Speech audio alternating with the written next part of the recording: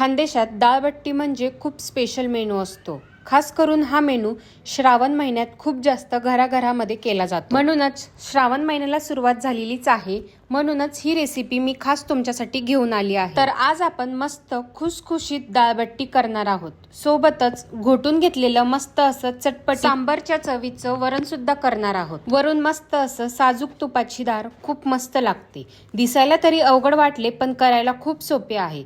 चला तर मग लगेचच रेसिपीला सुरुवात करू। तर आपल्या या डाळबट्टीसाठी सर्वात पहिले आपल्याला वरण लागणार आहे। तर त्या वरणासाठी मी या ठिकाणी साधारण 2 ते 2.5 कप या ठिकाणी तुरीची डाळ घेतलेली आहे। ती स्वच्छ करून घेतली। तिला आपल्याला 2 ते 3 पाण्याने स्वच्छ धुवून घ्यायची आहे। याच्यातले सर्व घाण पाणी काढून टाकायचे।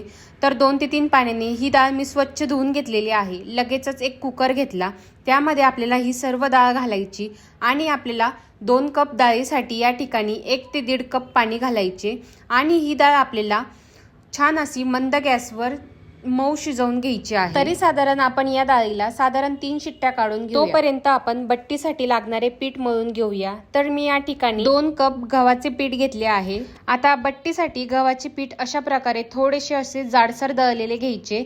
जर तुमच्याकडे गव्हाचे पीठ जे आपले नॉर्मल असते ते जर कशा पद्धतीने घ्यायचे, तर न गाळता आपल्याला तुम्ही ते पीठ सुद्धा घेऊ शकता। आणि 2 वाटी गव्हाच्या पिठामध्ये तुम्ही त्यामध्ये अर्धा वाटी बारीक रवा सुद्धा घाला, म्हणजे तुमची बट्टी छान अशी खुसखुशीत होईल आणि तुमच्या बट्टीला छान असे टेक्स्चर सुद्धा येईल। आता आपल्याला या पिठामध्ये चवीनुसार मीठ घालायचे। तरी साधारण अर्धा चमचा मीठ घातल्यानंतर पाव चमचा आपल्याला यामध्ये हळद घालायची।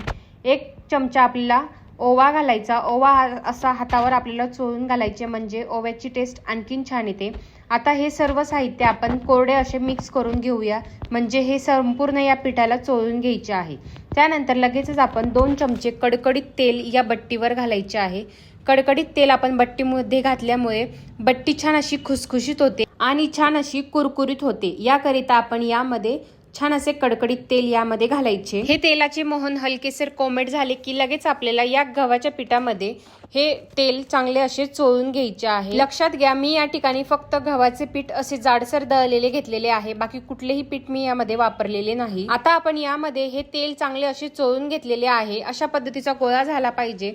आता तेल चांगले आपण यामध्ये चोळून घेतले। मध्यभागी अशा पद्धतीने गोल तयार करायचा आणि थोडे थोडे पाणी घालून आपल्याला हे छान असे मळून घ्यायचे आहे। खूप जास्त आपल्याला हे घट्ट सुद्धा ठेवायचे नाही किंवा खूप जास्त पातळ सुद्धा करायचे नाही। आपण या पिठामध्ये तेलाचे मोहन घातल्यामुळे आपली बट्टी एकतर खुसखुशीत होते आणि खूप जास्त तळताना तेल सुद्धा पित नाही, त्यामुळे तेलाचे मोहन आवर्जून घाला। आणि जर तुम्ही गव्हाचे पीठ बारीक दळलेले किंवा रवा वापरत असेल तर पाणी घालत असताना कोमट पाण्याचा वापर करा। यामुळे जी बट्टी होईल ती आणखीनच छान अशी खुसखुशीत होईल। मी या ठिकाणी जे नॉर्मल टेम्परेचरवरचे पाणी असते तेच या ठिकाणी वापरलेले आहे।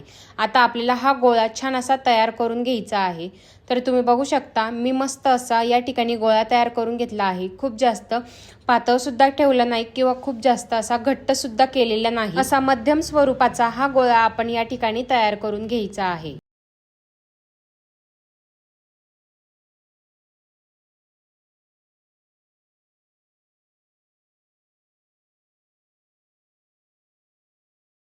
तर हे बघा, आपली ही कणिक छान अशी मळून सुद्धा झालेली आहे, भिजवून सुद्धा झालेली आहे।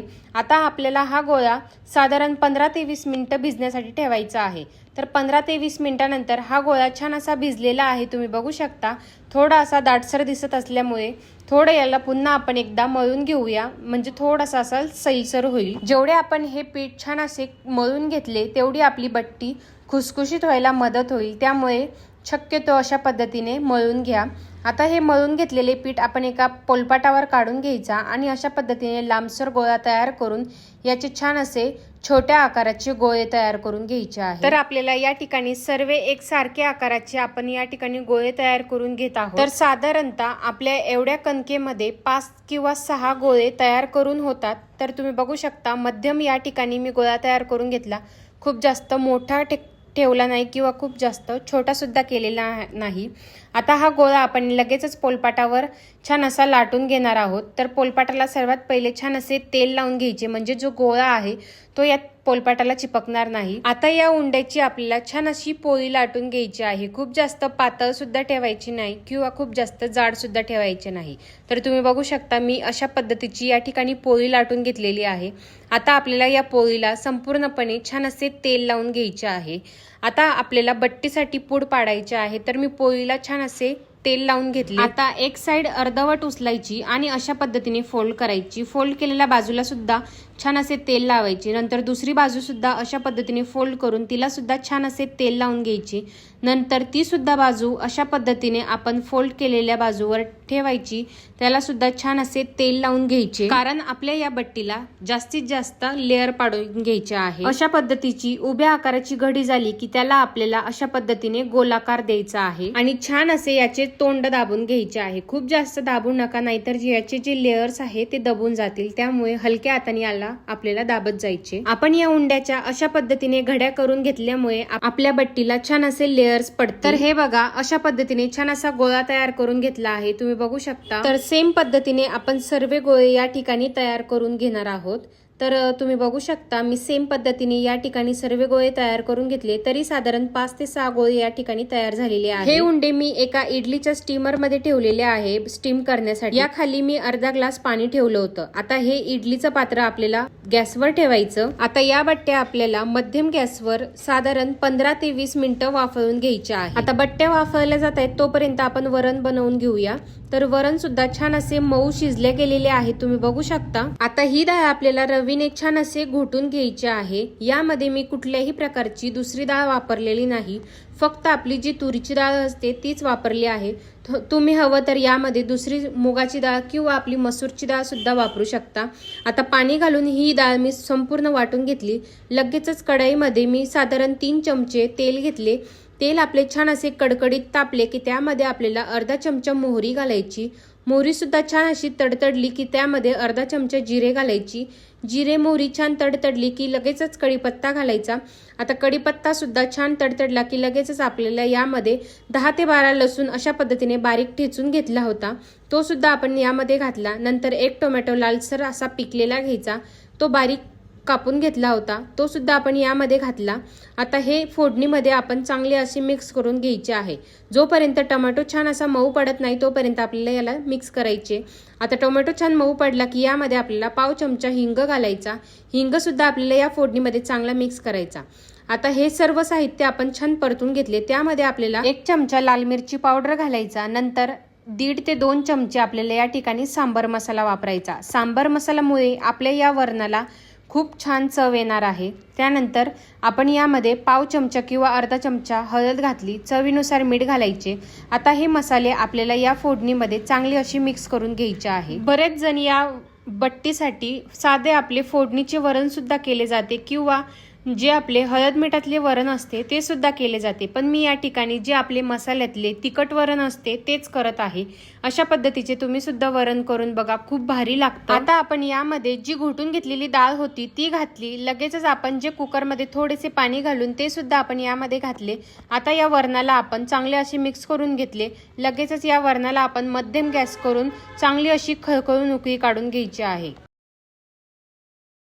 तर हे बघा या वरणाला छान अशी खळखळून उकळी आलेली आहे। आता यामध्ये आपण चिंच घालूया। चिंचामुळे आपल्या या वरणाला छान असा चटपटीतपणा येणार आहे। त्यानंतर गूळ घालायचा। आता चिंच आणि गुळामुळे आपल्या या वरणाला छान असा चटपटीतपणा येणार आहे। आता हे वरण आपण पुन्हा एकदा चांगले असे मिक्स करून घ्यायचे आहे। गॅसची फ्लेम ही आपल्याला मंदच ठेवायची आहे, मंद गॅसवर। आता हे आपल्याला साधारण 1 मिनिटभर उकळून घ्यायचे आहे।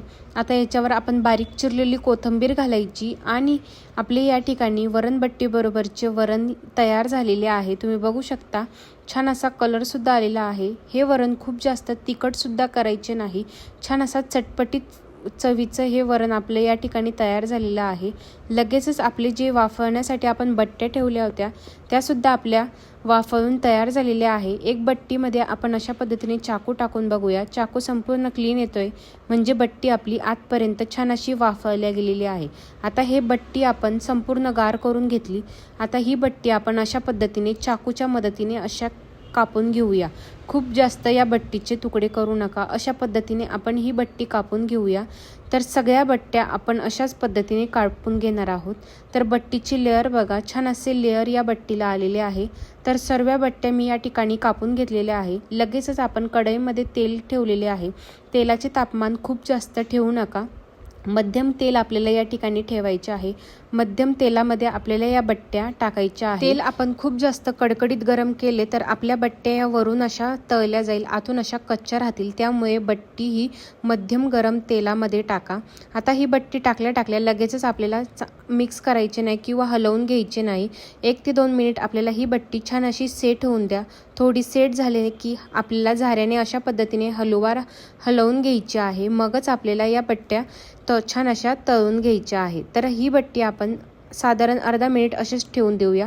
तर अर्धा मिनिटानंतर तुम्ही बघू शकता बट्टी आपण छान अशी खमंग होईपर्यंत तळून घेतलेली आहे। तुम्ही बघू शकता या बट्टीला लेअर सुद्धा छान पडलेले आहे। आता या संपूर्ण बट्ट्या आपण छान अशा कुरकुरीत खमंग होईपर्यंत तळून घेतल्या। लगेचच एका झाऱ्यामध्ये आपण सर्व बट्ट्या काढून घेऊया आणि या बट्ट्यांचं संपूर्ण तेल नितळून घेऊया। तर तुम्ही बघू शकता या बट्ट्यांना छान असे लेअर सुद्धा पडलेले आहे। दुसऱ्या सुद्धा बट्ट्या तळत असताना तेलाचे तापमान हे मध्यम असले पाहिजे। खूप जास्त कडक गरम तेल नको, नाहीतर बट्ट्या जळण्याची शक्यता असते। त्यामुळे मध्यम तेल आपल्याला या ठिकाणी ठेवायचे आहे। आता त्यासुद्धा आपल्याला बट्ट्या छान असं खमंग कुरकुरीत होईपर्यंत तळून घ्यायच्या आहे।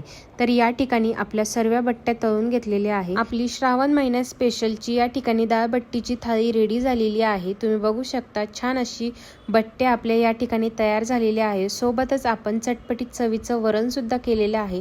या बट्ट्यांना लेयर्स बघा छान अशा पडलेल्या आहेत। तर तुम्ही हा व्हिडिओ कुठून बघतायत? खानदेशातून बघत असेल तर मला नक्की कमेंट करून सांगा। आता ही डाळबट्टी खायची कशी? तर मस्त अशी चुरून खायची, त्याच्यावर गरमागरम चटपटीत वरण टाकायचं, सोबतच गावरान तुपाची धार टाकायची आणि खायला घ्यायची। अप्रतिम लागते, एकदा नक्की ट्राय करून बघा। अशा पद्धतीची डाळबट्टी केली तर तुम्हाला नक्कीच आवडेल। व्हिडिओ आवडला असेल तर व्हिडिओला लाईक करा, तसेच तुमच्या मित्रमैत्रिणींना शेअर करा आणि आपल्या मराठी स्वयंपाक या चॅनलला नक्की सबस्क्राईब करा।